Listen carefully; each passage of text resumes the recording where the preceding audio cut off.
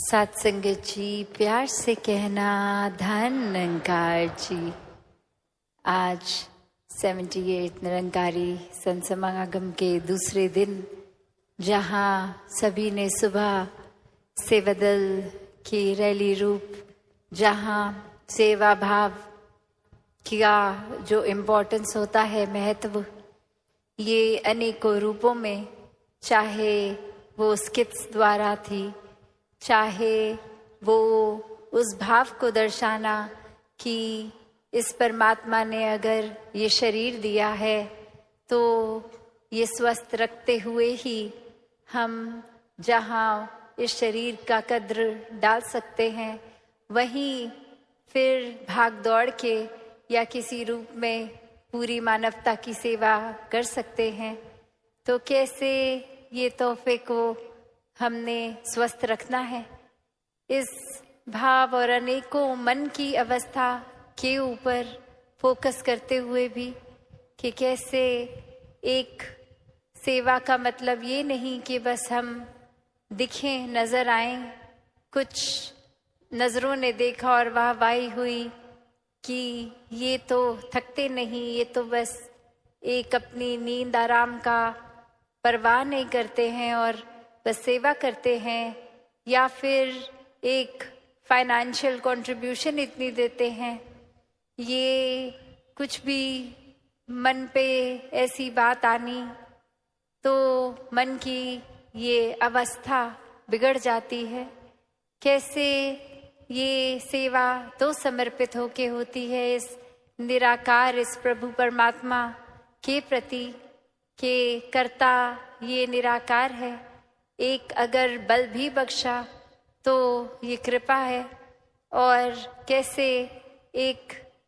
अपने अंदर कर्ता भाव लाते ही ये अहंकार मन में जन्म ले लेता है, और फिर अहंकार के आते ही ये सीरीज ऑफ थॉट्स या ऐसे भाव आने लग जाते हैं कि जहाँ हम खुद ही अपने आप को सबसे श्रेष्ठ ऐसा मानना शुरू कर देते हैं कि हमसे ज़्यादा अच्छा कोई सोच नहीं सकता, ये कार्य तो हमसे ज़्यादा कोई अच्छा नहीं कर सकता। ये चीज़ जो एक कोई दिक्कत थी, कितनी जल्दी, इतनी कुछ ही देर में इस प्रॉब्लम का सल्यूशन मेरी बुद्धि ने निकाल दिया। तो ऐसे अनेक भाव, चाहे वो सूक्ष्म रूप से या फिर कोई बड़ी बात से, ये फिर मन में उतरते रहते हैं।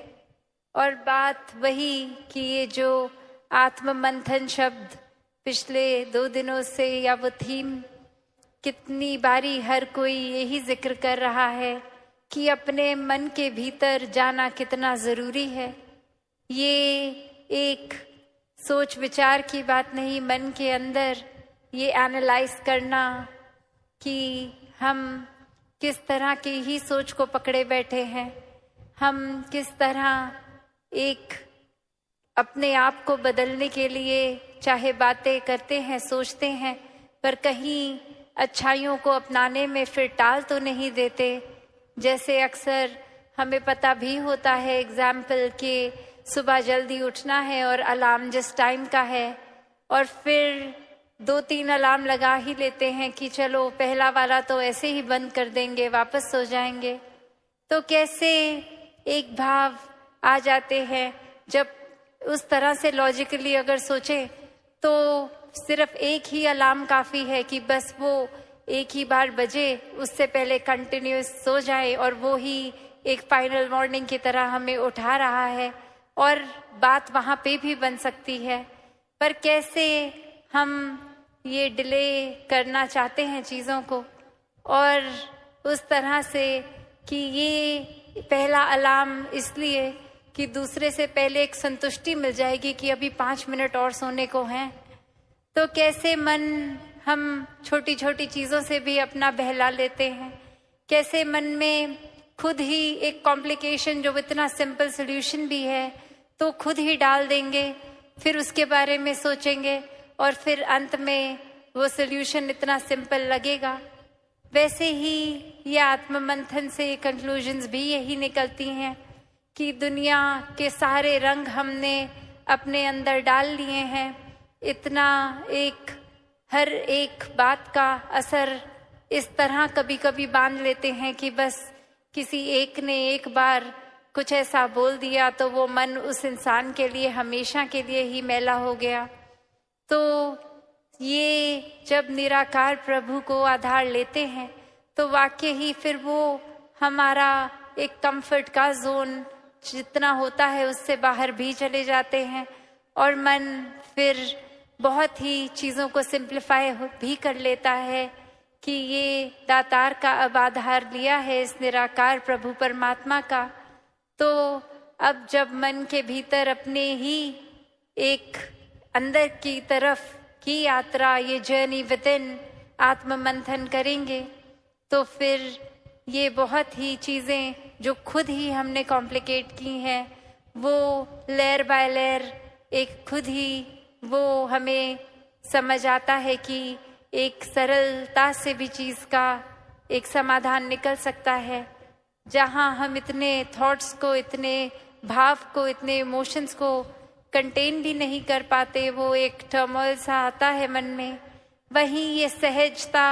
आते ही, इस निराकार का एहसास होते ही ये सुमिरन रूप हो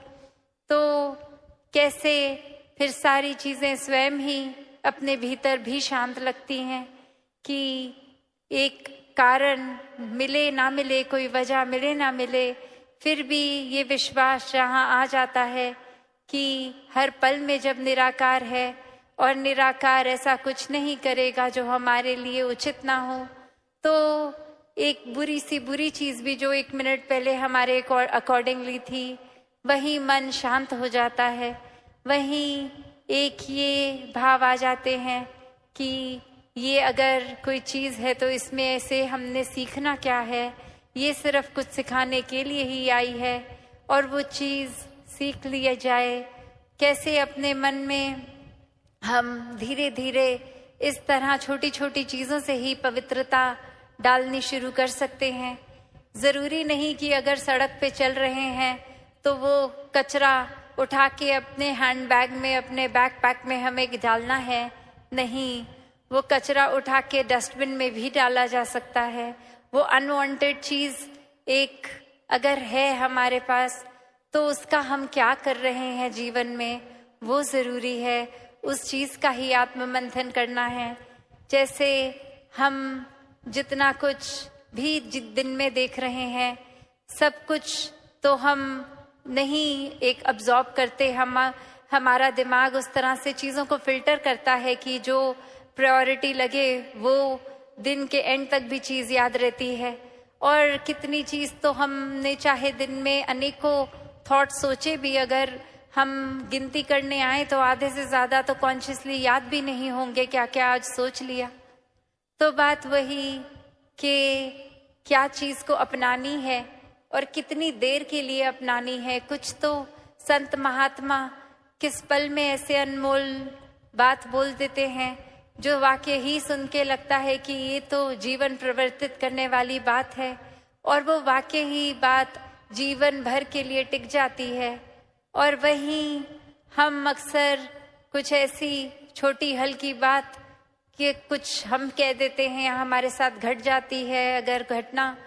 तो उसको चाहे वो लिटरली इनसिग्निफिकेंट होती है फिर भी उसको हम बस उसको पकड़ लेते हैं और वो भार बना के जीवन भर वो भार को ढोते ही रहते हैं। तो यहाँ वही बात कि कैसे हम अगर कुछ कर भी रहे हैं तो वो शुरुआत कहाँ से हुई, वो हमारे अंदर से ही शुरुआत हुई। एक उदाहरण, ये एग्जाम्पल, जब भी हम कहीं अगर पहाड़ी इलाके किसी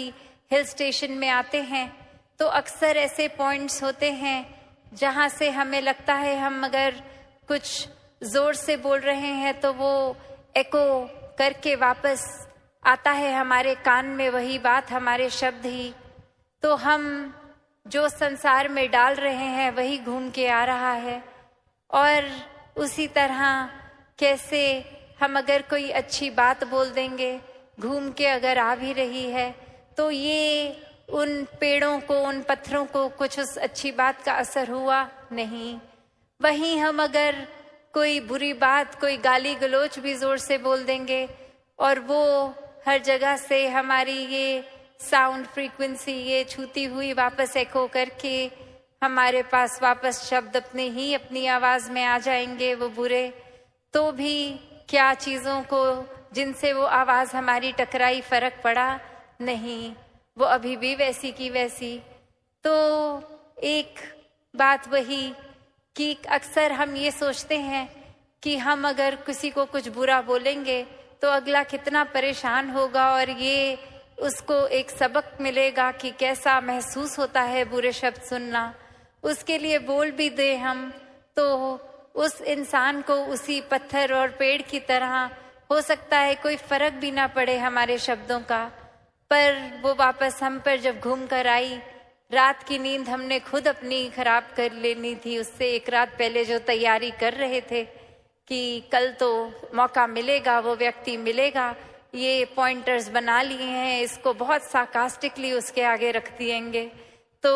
उसका मन कितना खराब हो जाएगा। तो कैसे अक्सर एक हम अपना ही, जैसे दासी वो एग्जाम्पल देती है कि अपना खुद का हम हाथ कितनी बार जला लेते हैं सिर्फ ऐसी कोई गर्म चीज पकड़ने के लिए, जो नियत रखते हैं वो गर्म चीज सामने वाले पे फेंकेंगे, अगला जल जाएगा और वो निशाना हमारा लगे उस इंसान को, वो चीज ना लगे, पर जितनी देर वो चीज हमारे हाथ में है, हमारा हाथ तो कंपल्सरी ये एक जलेगा ही जलेगा, वो तो कोई दूसरा उसमें ऑप्शन ही नहीं है। तो चीजें क्या अपने पास रखनी है मन में, क्या नहीं,